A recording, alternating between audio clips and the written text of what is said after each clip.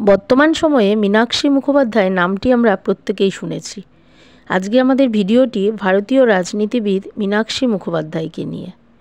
মীনাক্ষী মুখার্জি বাংলার বামপন্থী যুব ছাত্র আন্দোলনের এক অন্যতম নেত্রী। তার অদম্য সাহস ও স্পষ্ট কথা বলার জন্য তিনি সবসময় খবরের শিরোনামে থাকেন। মীনাক্ষী মুখোপাধ্যায় 1984 সালে 26শে এপ্রিল পশ্চিমবঙ্গের বর্ধমান জেলায় জন্মগ্রহণ করেন। তার বাবার নাম মনোজ মুখোপাধ্যায় এবং মাতা পারুল মুখোপাধ্যায়। মীনাক্ষীর একটি ভাইও রয়েছে। ইনার বাবা ও মা বামপন্থী দলের সমর্থক, তাই তিনি ভালোবেসে বাবার পথই অনুসরণ করেন। তিনি ছিলেন খুবই শান্ত স্বভাবের মেয়ে এবং অত্যন্ত মেধাবী একজন ছাত্রী।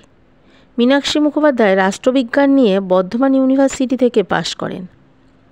ছোটবেলা থেকেই রাজনীতিতে তার আগ্রহ ছিল।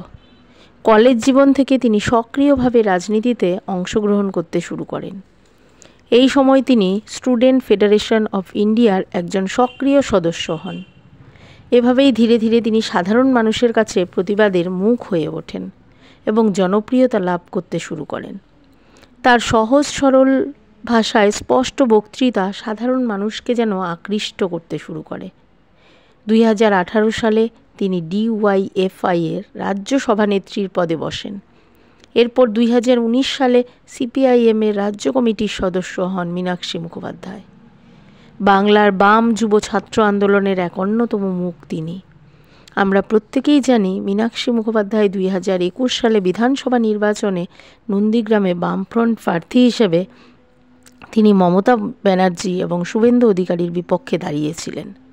তিনি পরাজিত হয়েছিলেন ঠিকই, তবুও তিনি থেমে থাকেননি। তার লড়াকু মনোভাব নিয়ে এগিয়ে যাচ্ছেন এবং আগামী দিনেও তাই করবেন মীনাক্ষী মুখার্জি।